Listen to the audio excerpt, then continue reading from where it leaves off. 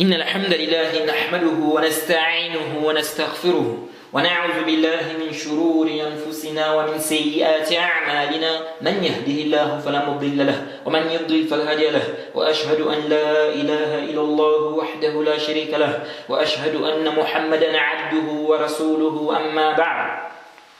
Louange à Allah, le créateur des cieux et de la terre, on le loue pour tout ce qu'il nous accorde comme bien, comme grâce, on lui demande de prier son prophète Mohammed, sallallahu alayhi wa sallam, sa famille, ses compagnons, et tous ceux qui les ont suivis jusqu'au jour de la rétribution. Celui qui a guidé, personne ne peut l'égarer. Celui qui a égaré, personne ne peut le guider. Alors depuis un certain temps, plusieurs formes de transactions ne font que prendre de l'ampleur. Et beaucoup de frères et sœurs s'interrogent sur le jugement de certaines formes de transactions, notamment ce qu'on appelle en arabe « at-taswiq al-shabaki » ou « at-taswiq al-harami ». At-taswiq al-shabaki, qui est le marketing de réseau ou le marketing relationnel, ou encore appelé MLM, multi-level marketing, et le taswiq al-harami, qu'on appelle en français la vente pyramidale. Alors depuis un temps, je reçois plusieurs questions des frères concernant le jugement de cette forme de transaction financière, surtout venant des frères d'Afrique, Cameroun, Bénin, Togo, Côte d'Ivoire, pour ne citer que ceux-là, et aussi quelques frères d'Europe. Alors, vu le nombre de questions sur le sujet, j'ai décidé de me pencher sur la question de plus près, afin de mieux l'étudier et voir également ce que les savants disent sur ce genre de transaction. Alors, pour vous donner une image, pour ceux qui ne savent pas, sachez qu'il y a plusieurs formes de distribution de produits. Il y a la vente au détail, donc le consommateur se rend dans un magasin pour acheter des produits. Il y a la vente directe, si on peut le dire ainsi. Les produits sont présentés et vendus aux consommateurs à domicile. Ensuite, on a le marketing de réseau. Les produits sont distribués par le biais d'un réseau de distribution. Ils peuvent consommer eux-mêmes le produit, ensuite ils partagent cela avec leurs amis, proches, voisins, etc. En gros, c'est l'action de diriger un produit ou un service d'un fabricant ou d'un vendeur ou d'un fournisseur vers un consommateur. En fait, c'est une forme de vente directe aussi. Vous voyez, car il y a plusieurs formes de vente directe. Sauf qu'il y a des choses ici que les gens font rentrer qui causent problème. Alors, qu'est-ce qui se passe concrètement maintenant? Les clients, les distributeurs sont rémunérés. Ils reçoivent des pourcentages par rapport à leur distribution ou au fait qu'ils font rentrer des gens dans le réseau. Alors, on te dit par exemple, toi le client, si tu emmènes une personne, si tu fais inscrire une personne, tu gagnes des commissions, des pourcentages sur l'inscription de cette personne. Disons que cette personne s'appelle Mohammed. Donc tu as emmené Mohammed. Tu gagnes des pourcentages sur l'inscription de Mohammed. Si Mohammed aussi emmène une personne, il gagne des pourcentages sur l'inscription de cette dernière, donc de la personne qu'il a emmenée. Et comme c'est toi qui as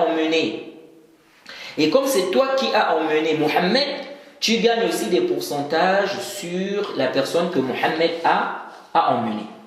Et si la personne que Mohammed a emmenée emmène aussi une personne, c'est-à-dire si elle fait aussi inscrire une personne, elle gagne des pourcentages sur cette personne qu'elle a emmenée. Et Mohammed aussi gagne des pourcentages sur cette personne qui a été emmenée par la personne qu'il a emmenée. Et toi aussi qui as emmené Mohammed, tu gagnes des pourcentages ou des commissions sur cette personne qui a été emmenée. Donc, ainsi de suite, la chaîne se poursuit. Et tu gagnes de l'argent comme ça. Alors, quel est le jugement de cette forme de transaction? Souvent, on te dit, si tu veux faire partie des membres du réseau, tu dois forcément acheter tel ou tel produit. Parfois, c'est un sac de médicaments, parfois une montre, parfois un produit de toilette. Bref, ils mettent un produit. Alors, certains essaient de faire la différence entre at-taswiq al-harami, qui est la vente pyramidale, et at-taswiq al-shabaki, qui est le marketing de réseau. Mais il faut savoir qu'avant, il n'y avait pas de marchandises à acheter pour faire partie du réseau. Il suffisait de rentrer avec une somme. On parlait de taswiq al-harami, donc la vente pyramidale. Mais comme certains pays ont interdit cela, et des savants ont fait des fatwas sur l'interdiction de cette forme de transaction, car il y a clairement du riba dedans. Qu'est-ce qu'ils ont fait? Ils ont changé le nom. Ce n'était plus le taswiq al-harami. Ce n'était plus la vente pyramidale. C'est devenu maintenant al-taswiq al-shabaki. C'est devenu maintenant le marketing de réseau. Et ils ont fait rentrer des produits, des marchandises, pour dire il y a une marchandise réelle cette fois-ci. Alors, on ne va pas trop rentrer dans les détails de changement de transformation. Ce qui nous intéresse ici, c'est le jugement de cette forme de transaction financière qui ne fait que prendre de l'ampleur, surtout en Afrique. Alors, sachez que les savants ont déjà fait des fatwas sur cette question. Le Lajnatul Da'ima, par exemple, le comité permanent des savants d'Arabie Saoudite, a interdit cette forme de transaction qu'on a détaillée. Vous pouvez trouver ça dans les fatwas du Lajnatul Da'ima, la fatwa numéro 22935, deuxième partie, au tome 2, page 239 à 242. Alors, mon but ici, c'est surtout de vous expliquer les raisons de cette interdiction, car beaucoup ne comprennent pas quelles sont les raisons. Et j'ai même appris que certains docteurs en Afrique autorisent cette forme de transaction. Bon, je ne sais pas si ces docteurs-là, qui font ces fatwas-là, ont vraiment une maîtrise du chapitre des ventes et des transactions commerciales en islam, ou s'ils ont vraiment bien étudié la question. Car être docteur est une chose, maîtriser un chapitre ou être spécialiste dans le domaine des ventes et transactions financières en islam en est une autre. On peut être docteur, mais on ne s'est pas spécialisé dans le chapitre des ventes et transactions en islam. Ou encore, on peut être docteur, mais on n'a pas bien étudié ce chapitre dans les détails. Surtout qu'aujourd'hui, tu trouves très peu d'étudiants qui se consacrent à ce domaine. Et très peu d'étudiants comprennent bien ce chapitre des ventes, des transactions. Même le chapitre de l'héritage, dont on dit qu'il y a beaucoup d'étudiants qui ne maîtrisent pas cela, je vois, et Allah est le plus savant, je crois que si on doit comparer les étudiants qui maîtrisent le chapitre de l'héritage en islam aux étudiants qui maîtrisent le chapitre des ventes et transactions commerciales en islam, on va se rendre compte que ceux qui maîtrisent le chapitre de l'héritage sont plus nombreux que ceux qui maîtrisent le chapitre des ventes et transactions commerciales. Alors que le chapitre des ventes et des transactions commerciales en islam n'est pas si compliqué que ça. Ce qui rend ça un peu compliqué, c'est le fait qu'il y a trop de divergences dans le chapitre, dans ce chapitre. Et surtout parce que plus le monde se développe, plus on voit sortir des nouvelles formes de transactions. Des nouvelles formes de transactions qui n'existaient pas à l'époque des imams qui ont traité, qui ont détaillé ce chapitre-là. Et donc, des gens ont du mal à faire le lien. Vous voyez? Alors qu'il suffit de bien comprendre les bases sur lesquelles on se base en islam pour interdire ou autoriser une transaction. Si tu as bien compris ces bases, tu les as maîtrisées, n'importe quelle transaction qu'on va te présenter, tu peux savoir si c'est prohibé ou si c'est autorisé. Si tu as tous les détails nécessaires sur la transaction afin de connaître son jugement. Vous voyez, certaines transactions peuvent t'échapper, mais ce sera vraiment une minorité. Car parfois, on ne fait pas attention à la chose interdite qui se trouve dans telle ou telle transaction. Bref, ce n'est pas les noms qu'il faut juste regarder, mais la réalité de la transaction, le fond de la transaction. Alors vraiment ces docteurs-là en Afrique qui permettent aux gens la vente pyramidale, le marketing de réseau comme on a expliqué, qu'il revoie bien cette question en cédant des paroles des savants et qu'il craigne Allah dans le jugement qu'il donne. Et en même temps, le conseil que je donne aux frères d'Afrique, c'est de ne pas prendre des fatwas des docteurs d'Afrique tant que vous n'êtes pas sûr, ou bien tant que vous ne vous êtes pas rassuré de leur manhaj et le niveau de leur science. Car en Afrique, on a beaucoup de docteurs, mais qui ne comprennent pas le manhaj. On a des docteurs qui sont laxistes et qui veulent presque tout permettre dans le chapitre des ventes. Et d'autres pensent qu'ils sont arrivés au niveau de faire des fatwas d'eux-mêmes. Vous voyez. Bref, ceci n'est pas juste lié à la fatwa. Prendre la science même de quelqu'un, Jade, prendre la science de quelqu'un, c'est-à-dire avant de prendre la science, n'est-ce pas, avant d'étudier auprès d'une personne, il faut au moins se rassurer de son manhaj. Vous voyez, de son manhaj. Il y a des gens aujourd'hui qui écoutent des égarés. Il y a des gens aujourd'hui qui se basent sur des fatwas des égarés. Des égarés comme Yusuf al-Qaradawi. Oui. Il y a des gens qui se basent sur des fatwas de cet égaré-là. Donc tu peux trouver en Afrique des gens comme ça qui vont prendre une fatwa comme ça. Non, lui il a dit comme ça, comme ça, comme ça. Vous voyez. Je ne dis pas qu'il a autorisé, donc Yusuf al-Qaradawi, je ne dis pas qu'il a autorisé la vente pyramidale et tout. Je ne connais pas, n'est-ce pas, sa fatwa sur cela. Et ça ne nous intéresse pas. Yusuf al-Qaradawi, c'est un égaré. Bref. Donc avant d'étudier auprès d'une personne, il faut se rassurer du manhaj de la personne. Il faut se renseigner. Alors, je ne dis pas que je suis un spécialiste dans les questions des ventes et transactions commerciales, mais j'ai eu de très bons profs dans ce domaine à l'université, dans le chapitre des ventes et des transactions commerciales.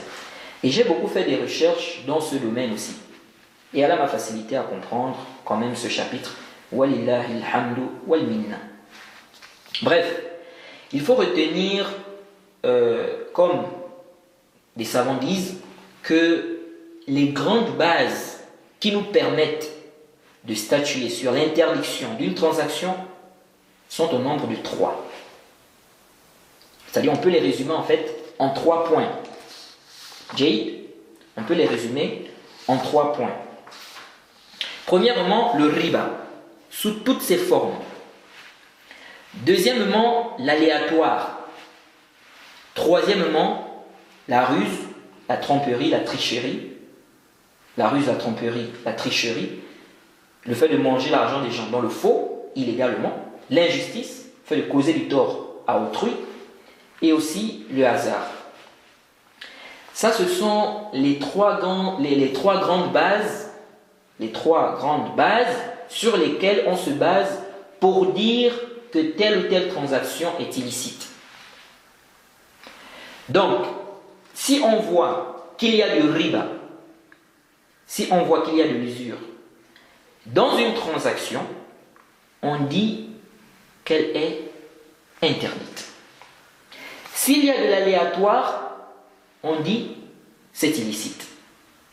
S'il y a de la ruse ou de la tromperie ou de la triche, ou si on mange l'argent des gens illégalement, s'il y a de l'injustice, on dit aussi que c'est haram, c'est illicite.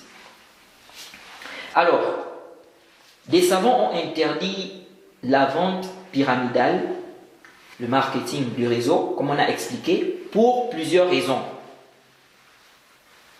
Premièrement, à cause du riba dans la vente.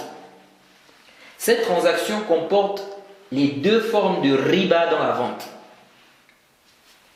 Dans le chapitre de la vente, je crois le cours 24 ou 25, on a expliqué qu'il y a 2 grandes formes de riba. Le riba dans le prêt et cela intervient dans toute chose prêtée, si c'est conditionné que le remboursement doit se faire avec un profit, un plus, un intérêt, c'est du riba. Peu importe la chose prêtée, même si ce n'est pas de l'argent.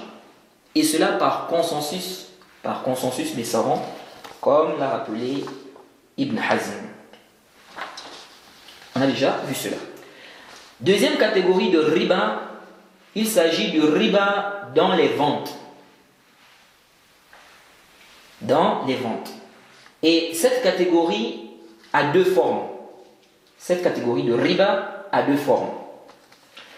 On a le riba lié au surplus ou aux inégalités, donc le fait d'ajouter en plus par exemple.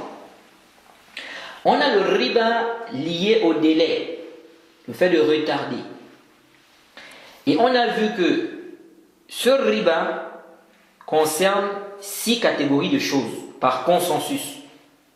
Donc le riba dans la vente. On a vu que ce riba concerne 6 catégories de choses par consensus des savants. Les 6 catégories, n'est-ce pas, ont été citées dans le hadith de Ubada ibn Samit. Et les choses qui sont assimilées, donc ce riba concerne les 6 catégories des choses qui ont été citées dans le hadith de Ubada ibn Samit, et cela par consensus des savants, et ça concerne également les choses qui sont assimilées à ces 6 catégories-là par analogie.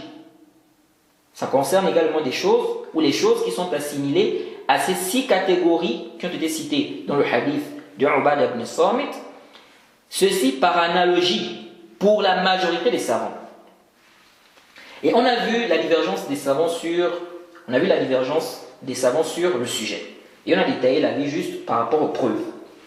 Donc, le but ici n'est pas de détailler le chapitre du riba. Il n'y a pas assez de temps pour ça. Ceux qui veulent les détails sur le chapitre du riba, qu'ils écoutent l'audio 24 et 25 du chapitre de la vente, du Duror de l'imam Shawkani qu'on a fait. Alors, on a vu là-bas que si tu veux échanger deux mêmes monnaies par exemple, l'euro contre l'euro, le franc CFA contre le franc CFA, ça doit se faire sur place, c'est-à-dire main à main. Donc je te donne, tu me donnes. On ne doit pas retarder. C'est-à-dire, si tu veux par exemple échanger 10 000 francs, 10 000 francs CFA en billets de 1000 francs, Jake, ou 100 euros en pièces, tu veux échanger ça en pièces. On ne doit pas dire je te donne 10 000 francs CFA et tu me donnes les 10 000 francs là en billets de 1000, donc de 1000 francs, demain. Ou bien après une semaine. Ou même on ne sait pas quand. Non. Si on fait ça, on tombe dans le riba lié au délai. Ou bien, les 100 euros, tu dis, on te donne, tu donnes les 100 euros, et on te donne les pièces plus tard. Non. Donc si vous faites ça, bien si on fait ça, on tombe dans le riba lié au délai, lié au temps. Deuxièmement, il ne doit pas avoir des inégalités. Ça doit être 100 000 contre 100 000. 10 000 contre 10 000. Donc 100 000 contre 100 000. Si c'est 100 000 contre 111 000, c'est du riba lié au surplus. Si c'est 100 euros contre 150 euros, ou 90 euros, c'est du riba lié au surplus. Mais si les monnaies sont différentes, donc ce qu'on vient d'expliquer là, c'est si les monnaies sont, si ce sont les mêmes monnaies. Maintenant, si les monnaies sont différentes, par exemple, franc CFA contre euro, il peut y avoir des inégalités. Donc, on peut faire par exemple 100 euros contre 300 000 francs CFA. Vous voyez. Mais attention, ça doit être main à main. Ça doit être main à main. Donc je te donne, tu me donnes. En résumé, si les monnaies sont identiques, si ce sont les mêmes monnaies, donc franc CFA, euro, euro, dollar, dollar, si les monnaies sont identiques, c'est-à-dire ce sont les mêmes monnaies, pour ne pas tomber dans le riba lié à la vente, il faut réunir deux conditions. Pas d'inégalité, pas de retard. Mais si les monnaies sont différentes, donc on veut par exemple échanger le franc CFA contre de l'euro, bien de l'euro contre du franc CFA, ou du franc CFA contre du rial contre du franc CFA. Donc si les monnaies sont différentes, c'est juste une condition qu'il faut respecter pour ne pas tomber dans le riba ici. C'est la deuxième condition. C'est-à-dire, pas de retard. Pas de retard. Mais il peut y avoir des inégalités. Ça, c'est si les monnaies sont différentes. Vous voyez. Donc, si ce sont les mêmes monnaies, il faut réunir deux conditions. Pas d'inégalité, pas de retard. Si les monnaies sont différentes, une condition. Pas de retard. Il peut y avoir des inégalités. Ça n'a pas de problème. Et la base de tout ceci, c'est le hadith de Ubadah ibn Samit. Le prophète Mohammed sallallahu alayhi wa sallam a dit dans ce hadith, le hadith est rapporté par l'imam Muslim, il a dit Al-Zahabu bil-Zahab, Al-Fiddatu bil-Fidda, Al-Burru bil-Burri, Wal-Sha'iru bil-Sha'ir, Wal-Tamru bil-Tamr, Wal-Milhu bil-Milh, Mithlan bi-Mithl, Sawa'an bi-Sawa', Yadan bi-Yad. فإذا اختلفت هذه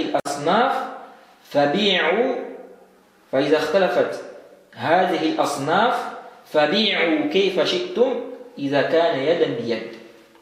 Le prophète Mohammed sallallahu alayhi wa sallam a dit l'or contre de l'or. Donc si on échange de l'or contre de l'or, il a dit l'or contre de l'or, l'argent contre de l'argent, le blé contre du blé, l'orge contre de l'orge, des dattes sèches contre des dattes sèches, du sel contre du sel, quantité égale contre quantité égale, main à main.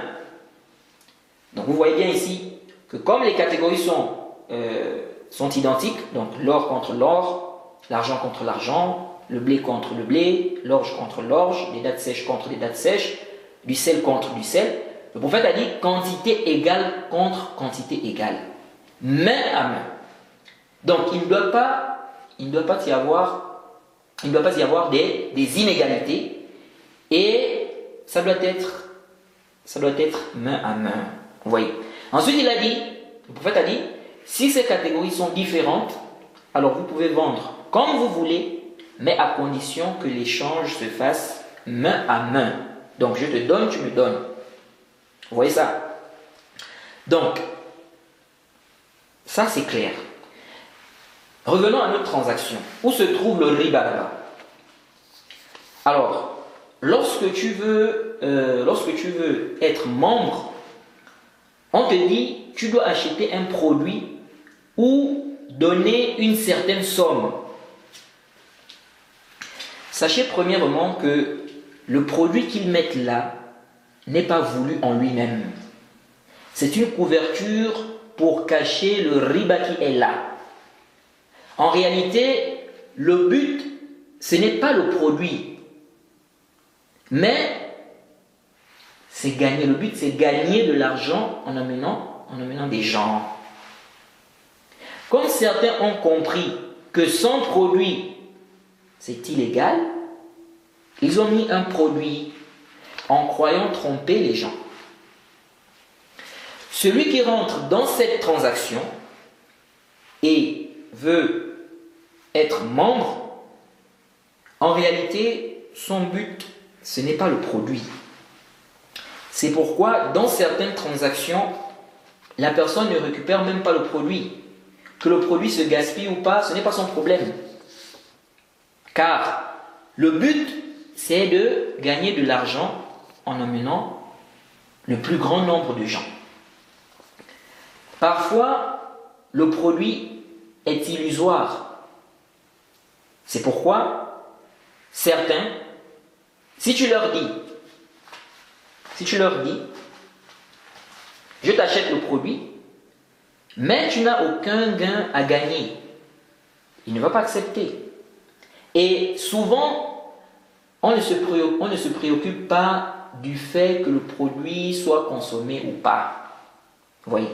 C'est pourquoi si tu veux bien voir le riba dans cette transaction, enlève le produit et regarde la transaction sans produit. Car c'est ça la réalité de cette transaction. L'entrée du produit n'influence en rien le jugement de la transaction ici. Le but voulu, ce sont les commissions. C'est pourquoi tu verras en général que le prix du produit est plus élevé que la valeur réelle du produit sur le marché. Pourquoi? C'est évident. Car pour eux, tu es censé gagner de l'argent, plus que ce que tu as dépensé. Vous voyez?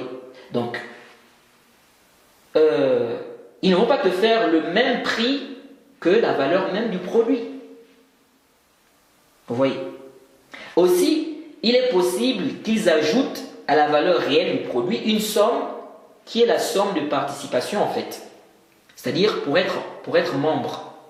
Vous voyez? Bref, dans tous les cas, voilà la réalité, voilà la réalité de cette transaction. C'est-à-dire que le produit en fait n'est pas voulu en lui-même. Vous voyez? Le prix du produit est souvent plus élevé que sa valeur réelle. Et c'est comme un peu si on te disait achète ce portefeuille à 20 000 et dans ce portefeuille il y a 100 000. Sois honnête envers toi-même. Si tu achètes ce portefeuille, c'est à cause du portefeuille en lui-même ou à cause des 100 000 qui s'y trouvent? Tout celui qui est honnête dira que c'est à cause des 100 000 qui s'y trouvent. Donc ton but, ce n'est pas le portefeuille en lui-même, mais les 100 000 qui s'y trouvent. C'est un peu ce qui se passe. On n'achète pas le produit, on n'achète pas à cause du produit. On n'achète pas à cause du produit en lui-même, mais à cause des commissions, du gain qu'on va gagner. Vous voyez? Certains disent non, mon but c'est aussi le produit. Supposons que ça soit ça. Il n'y a aucun doute que le but dominant, c'est gagner de l'argent, pas le produit. Et le jugement, c'est par rapport à ceux qui dominent. Sans oublier qu'il y a des arnaques aussi dans ces transactions-là. On te fait rêver en te disant tu vas gagner tant de millions en une courte période, alors qu'ils savent que c'est faux. Et quand tu rentres dedans, tu te rends compte que finalement tu as perdu. Vous voyez? Bref, si on a compris que le produit n'est pas voulu en lui-même,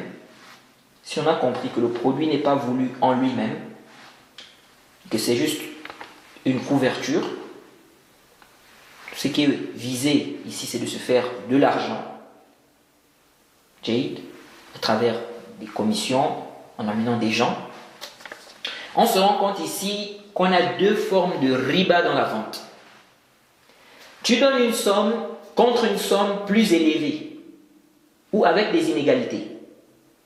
Qu'on ne te donne pas main à main.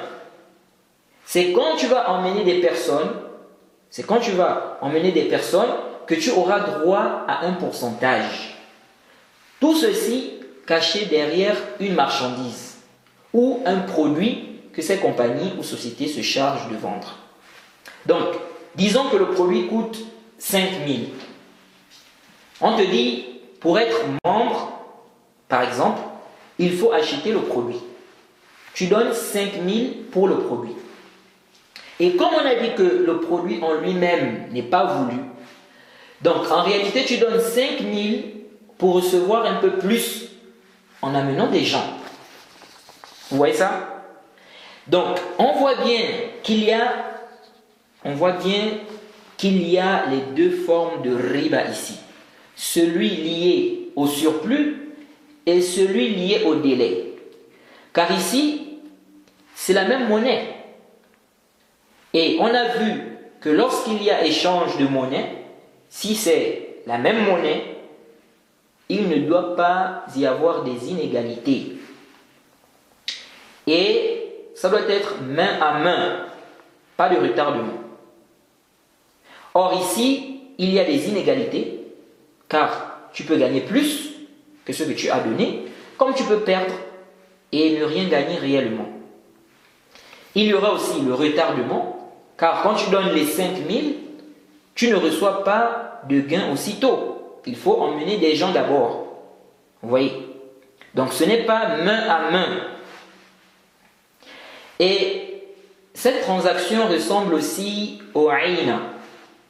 Et on a vu dans le Durar de l'imam Shawkani, dans le chapitre de la vente, que l'avis juste, c'est l'avis de la majorité des savants. C'est que le aïna est interdit. Contrairement à l'avis de l'imam Shafi'i. Et on a détaillé les deux avis là-bas. On a mentionné les preuves de l'interdiction. Et pourquoi ça ressemble au aïna? Car on veut montrer que ce n'est pas du riba en utilisant une ruse, qui est l'utilisation d'une marchandise, d'un produit, afin d'arriver au riba au final, mais sous la forme d'un acte de commerce en apparence. Car c'est quoi la vente de aïna? Je vous donne un exemple pour mieux comprendre. Pour mieux comprendre la vente du aïna. Tu vends une marchandise à 1 million par échéance. C'est-à-dire que la personne qui vient acheter cette marchandise, elle ne va pas payer cash, donc sur place. Elle va payer par tranche. Par exemple, chaque mois 50 000. Donc elle te donne 50 000 chaque mois, jusqu'à ce qu'elle termine les 1 million. Ensuite, toi, tu vas encore réacheter la même marchandise chez cette personne, donc chez celui à qui tu as vendu cette marchandise, mais cette fois-ci cash. Donc tu payes sur place, cash, à un prix inférieur au prix avec lequel tu lui as vendu la marchandise. Disons 500 000. C'est ça en fait. C'est-à-dire tu vends une marchandise à un prix, à échéance. Ensuite tu vas réacheter la même marchandise, mais cette fois-ci cash. Donc tu achètes ça, n'est-ce pas, auprès de la même personne, mais cette fois-ci cash, à un prix inférieur au prix, n'est-ce pas, de la vente de la marchandise. Vous voyez, c'est-à-dire au prix auquel tu as vendu la marchandise. Vous voyez. Ici on parle de quoi? On parle de aïna. C'est la vente de aïna. Et ça, ce n'est pas du tout permis. Donc, qu'est-ce qui se passe ici? Revenons à notre exemple. Au final, tu te retrouves avec quoi? Tu te retrouves avec ta marchandise. Tu te retrouves, avec ta marchandise. Tu as donné à l'acheteur 500 000 et lui, comme il te doit, parce que ici tu as récupéré ta marchandise. Tu as vendu la marchandise à 1 million par échéance. Tu viens encore et acheter la même marchandise chez le même acheteur là, tu achètes ça à 500 000, mais cash, donc tu donnes l'argent sur place. Jade. Donc, qu'est-ce qui s'est passé ici? Au final, tu as récupéré ta marchandise. Et tu as donné à l'acheteur 500 000. Et lui, comme il te doit 1 million, puisqu'il a acheté cette même marchandise-là auprès de toi à 1 million, donc comme il te doit 1 million, il va devoir te rendre cela. Et donc, tu auras 500 000 en plus. Vous avez vu ça? Vous avez vu ça? Tu as gagné ça comme ça sans rien. Donc, en fait, tu lui as prêté 500 000 pour récupérer 1 million. Mais comme prêter 500 000 à quelqu'un pour récupérer 1 million, c'est du riba clair. Tu t'es caché derrière la vente d'une marchandise. Ton but ici n'était pas de perdre ta voiture. Ton but ici n'était pas de perdre ta voiture ou ta marchandise. Disons que cette marchandise, c'était une voiture. Vous voyez. Ton but ici n'était pas de perdre ta voiture. Tu l'as donc récupérée. Okay. Donc tu as récupéré ta marchandise. Et tu as fait quoi? Tu as donné 500 000. Vous voyez. 500 000. Mais les 500 000 là, ça va te revenir. Ça va revenir en fait.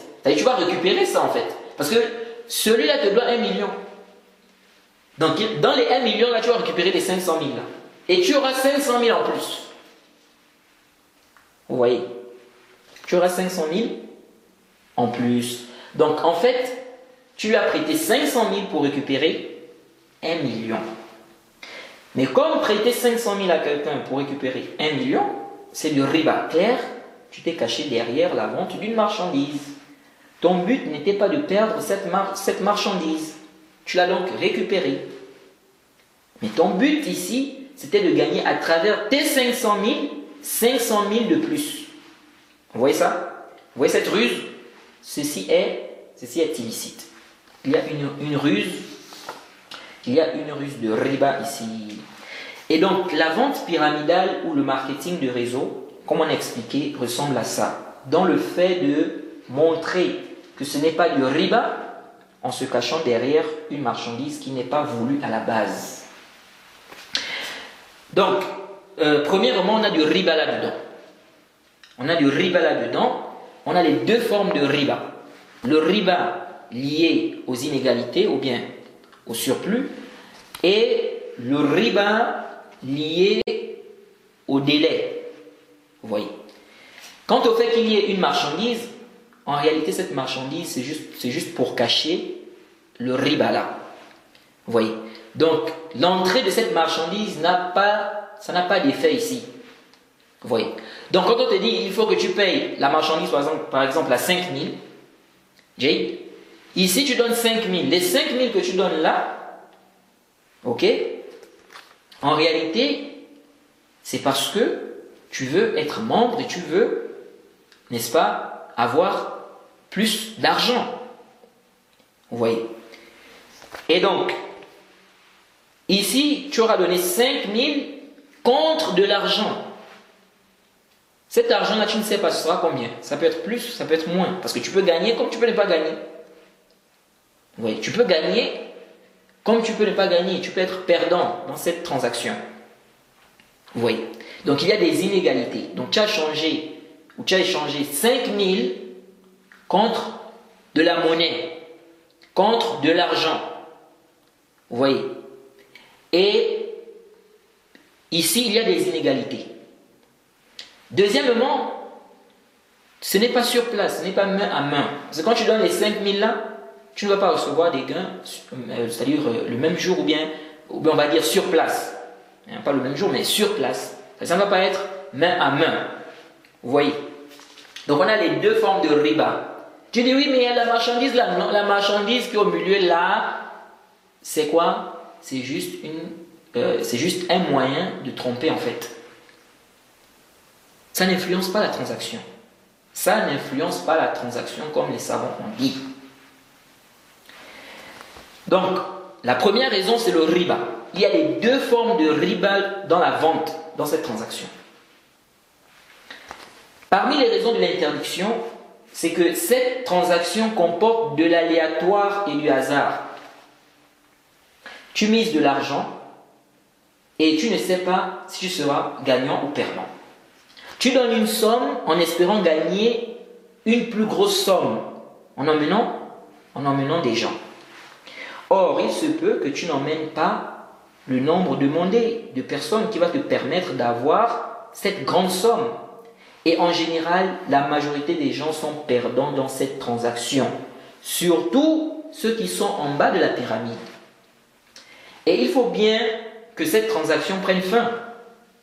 Alors, si elle prend fin, les derniers à rentrer, comment ils vont faire? Ils seront perdants. Car ils sont rentrés, donc les derniers, ils sont rentrés sur la base qu'ils vont gagner plus d'argent en emmenant plus de gens. Donc, leur gain est basé sur le fait qu'ils emmènent des gens. Mais la transaction a pris fin. Donc, comment ils vont gagner ici?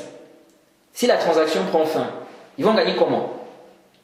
Ils n'auront rien. Donc, les derniers n'auront rien. Donc, les derniers à rentrer. Parce que la personne rentre sur la base qu'elle va gagner plus en emmenant des gens. Mais la transaction est terminée là. C'est-à-dire la transaction a pris fin. On a arrêté. Comment les dernières personnes vont gagner de l'argent? Ils ne vont pas gagner. Vous voyez. Donc ils vont se retrouver perdants. Vous voyez, ils seront perdants.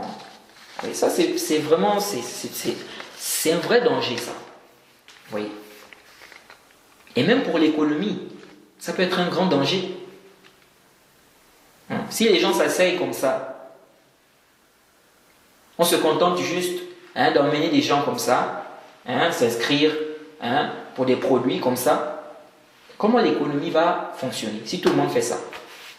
Qui va travailler là-bas, qui va travailler là-bas, qui va travailler là-bas, qui va travailler dans tel domaine, dans tel secteur, etc. Ça peut être un gros problème pour l'économie. Alors bref, donc tu ne sais pas si tu vas gagner ou pas. Or, tu mets ton argent en jeu, sous couvert d'une marchandise, en réalité qui n'est pas voulue. Tu ne sais pas si tu vas trouver les membres, tu ne sais pas si tu vas trouver le nombre de membres voulus ou pas. Vous voyez. Donc, il y a de l'aléatoire. Vous voyez. Il y a de l'aléatoire. Et le prophète a interdit cela. Vous voyez. Donc, non seulement il y a de riba, les deux formes de riba dans la vente, il y a également de l'aléatoire. Tu ne sais pas. Tu mets de l'argent et tu ne sais pas si tu vas gagner ou tu seras perdant. Si la transaction prend fin, tu fais partie des derniers. Comment tu fais? Alors que toi, tu es rentré dans le but de gagner beaucoup d'argent. De gagner plus d'argent. On te fait même rêver, on te dit en peu de temps, tu vas gagner tant de millions. Vous voyez. Donc en fait, il y a de l'aléatoire. Et le prophète a interdit cela. Il a interdit l'aléatoire. C'est venu dans le Sahih Muslim. Le hadith numéro 1513. Le hadith d'Abi Huraira. Radiallahu anhu. Il dit, Naha Rasulullah sallallahu alayhi wa sallam an bi'il gharar. Il dit, le messager d'Allah a interdit la vente aléatoire. Donc toute vente qui est basée sur ce qui est inconnu. On ne connaît pas les critères, les prix. On ne sait pas, on aura telle ou telle chose. On ne sait pas si on aura telle ou telle chose. On ignore la fin. Ça rentre dans l'aléatoire. Vous voyez. Et on a très bien détaillé la différence. On a très bien détaillé la différence entre le commerce et la vente aléatoire interdite. On a détaillé cela dans le chapitre de la vente, dans le Durar d'Imam Shawkani, l'audio numéro 7 ou 8, ou dans les audios bien avant, c'est-à-dire les audios précédents, donc les audios qui viennent avant le 2, 7 ou 8. Et on a vu que dans le commerce, on ne peut pas faire autrement. Tout commerçant est soumis à un risque de gagner ou de perdre. Et on a vu aussi que dans le commerce, il y a une contrepartie. J'achète une marchandise pour la revendre plus cher. Ici, personne n'a mangé mon argent illicitement, illégalement, sans contrepartie. Et on a vu la parole du Cheikh al-Islam Ibn Taymiyyah sur cette ambiguïté que certains ont dans la question du commerce avec le sujet de l'aléatoire. Or, dans la vente pyramidale ou le marketing de réseau, comme on a expliqué, on prend ton argent dans le faux, en te trompant. Déjà, le prix de la marchandise est plus élevé en général que sa valeur réelle sur le marché. Vous voyez? Or, on te fait croire qu'en achetant cela, tu vas gagner plus, alors qu'on sait que ce n'est pas le cas dans la majorité des cas. Vous voyez? Dans la vente pyramidale même, c'est ceux qui sont au sommet, souvent qui gagnent plus. Alors, parfois on te fait croire que c'est en très peu de temps que tu vas avoir beaucoup d'argent, tu vas avoir de l'argent. Parfois on met une marchandise illusoire, vous voyez. On te force à acheter un produit si tu veux être membre, et cela même si tu ne veux pas le produit en question. Vous voyez. Certains disent non, ne te force pas, tu peux être membre même si tu n'achètes pas le produit. Cela ne change rien. Ça revient au même. Car pour entrer, être membre, il faut donner quelque chose. Ce n'est pas cadeau.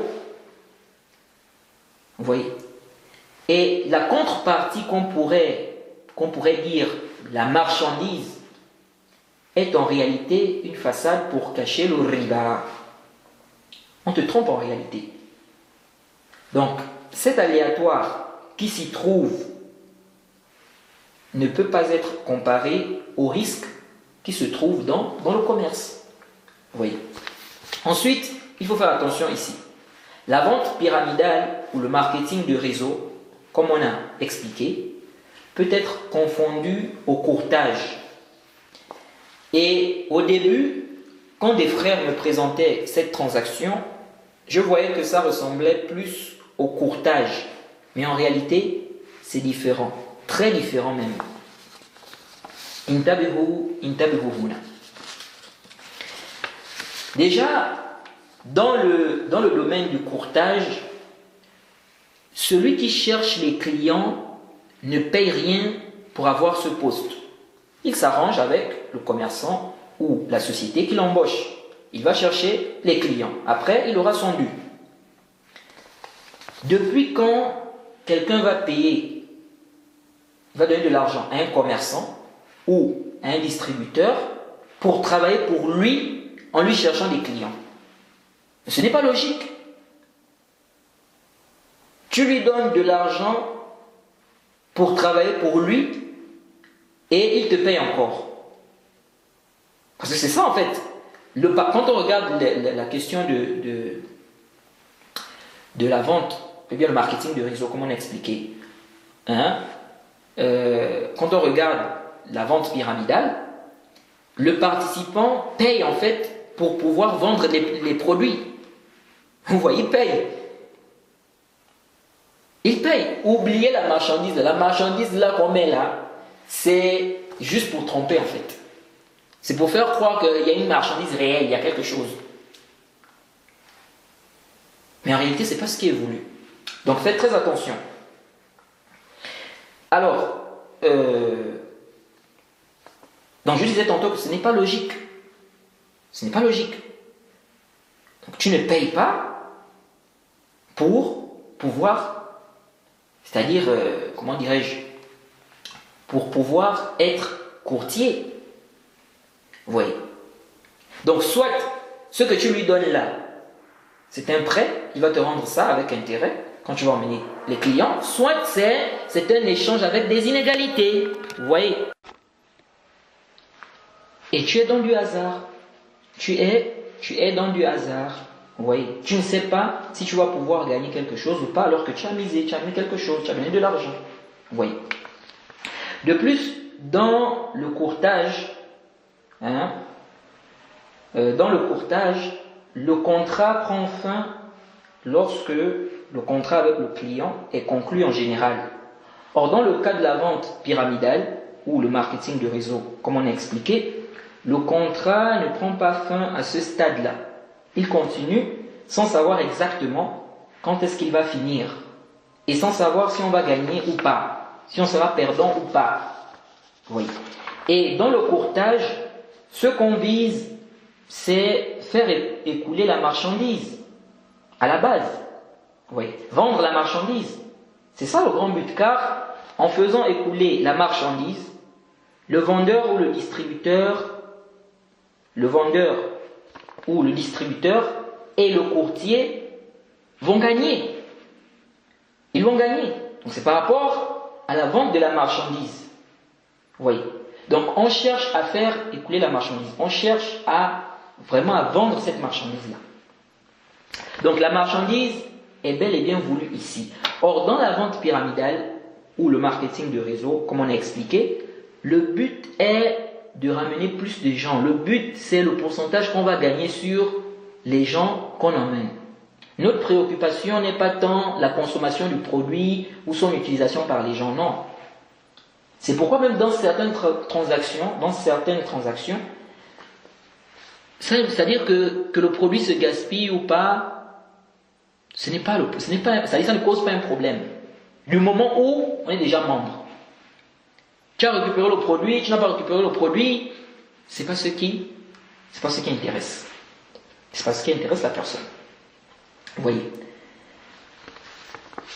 Et même si quelqu'un vise le produit, c'est vraiment, s'il faut comparer, c'est peut-être 1%, ou 2%. Sinon, 90%, 98%, 99%, son but c'est quoi? C'est d'être membre, de gagner des pourcentages. Vous voyez, des pourcentages sur les gens qu'il va emmener. Vous voyez, donc, c'est ça en fait, il faut emmener plus de gens. Plus tu emmènes des gens, il faut amener des gens. Quand tu emmènes des gens, tu as des gains. Vous voyez.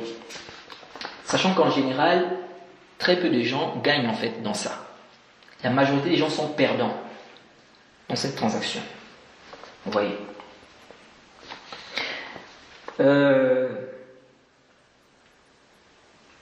Donc, je disais tantôt que dans le cas de la vente pyramidale ou du marketing de réseau, comme on a expliqué, le but est de ramener plus de gens. Le but, c'est le pourcentage qu'on va gagner sur les gens qu'on emmène. Notre préoccupation n'est pas tant la consommation du produit ou son utilisation par les gens. Vous voyez.